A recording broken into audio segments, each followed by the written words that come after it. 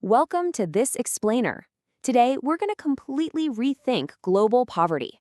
Have you ever wondered how the world's poorest people actually make decisions in their daily lives? Well, we are going to dismantle the sweeping generalizations we so often hear in the media and zoom right in to find out what really works on the ground. Okay, let's just dive right into this with a staggering number: 9 million. Every single year, 9 million children die before their fifth birthday. It is a statistic so massive and honestly so incredibly overwhelming that it can make us just want to throw our hands up in the air. It feels like this giant, entirely unsolvable problem.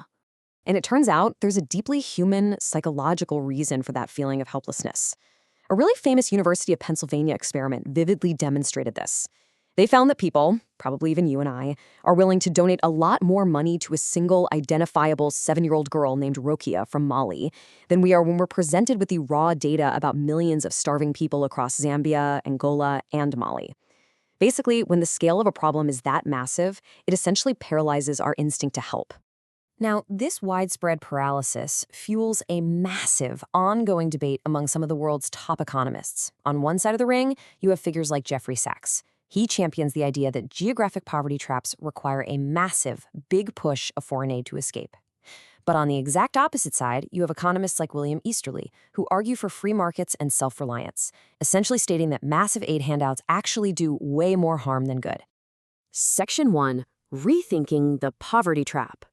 So, to really understand this debate and move past the grand philosophical arguments, we have to step away from the macroeconomic models and zoom all the way down to the village level. Consider the famous S-shaped curve, which is kind of the classic visualization of a poverty trap. The idea is if you start your life in that poverty trap zone on the left side, you literally can't earn enough to sustain yourself, so your income shrinks over time.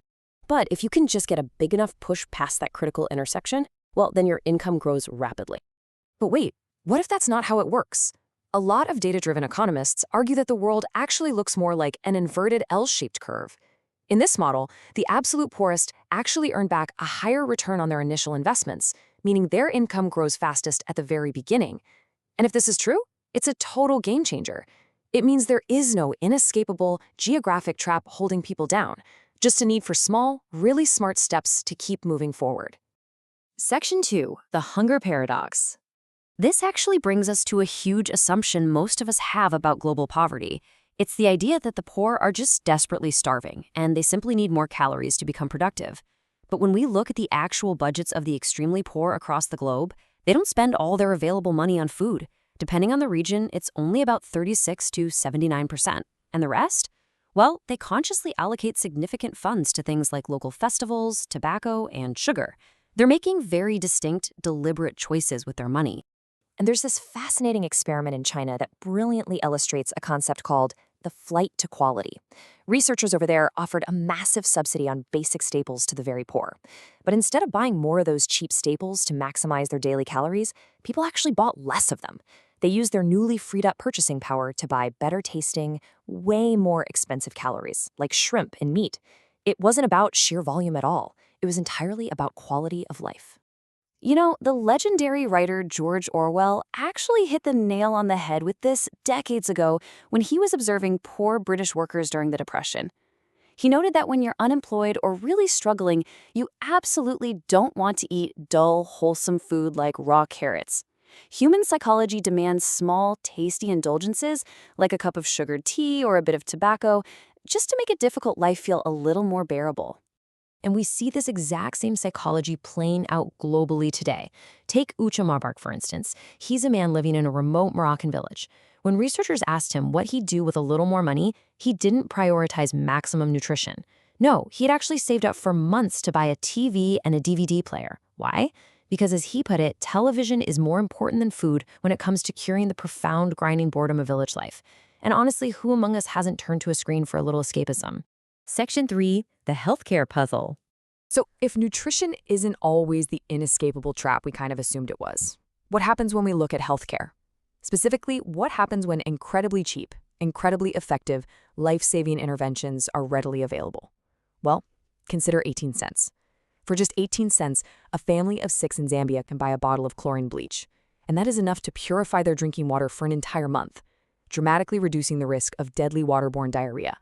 But when we actually look at the data for this, it's kind of shocking. Despite the incredibly low costs of these low-hanging fruits, the adoption rates are surprisingly low whenever the interventions aren't given away entirely for free. I mean, only 10% of families in Zambia buy that cheap chlorine.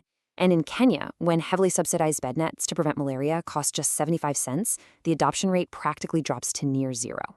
So why on earth is this happening? It is absolutely not a lack of caring about their kids, for sure. It really just comes down to basic human behavior. First, the benefits of prevention are entirely invisible. You don't see the sickness you avoided.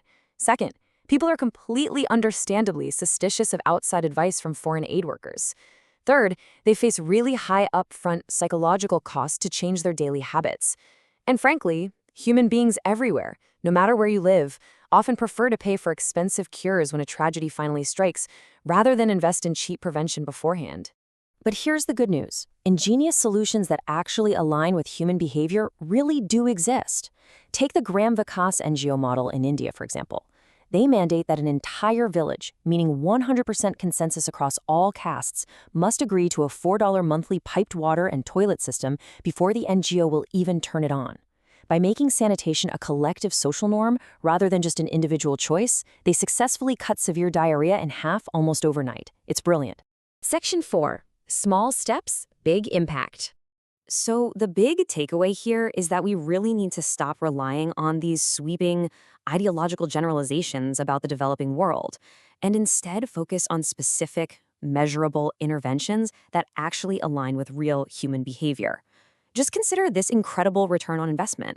A tiny investment in childhood health, like deworming a child in Kenya for just $1.36 a year, keeps them in school longer and totally alters their entire life trajectory.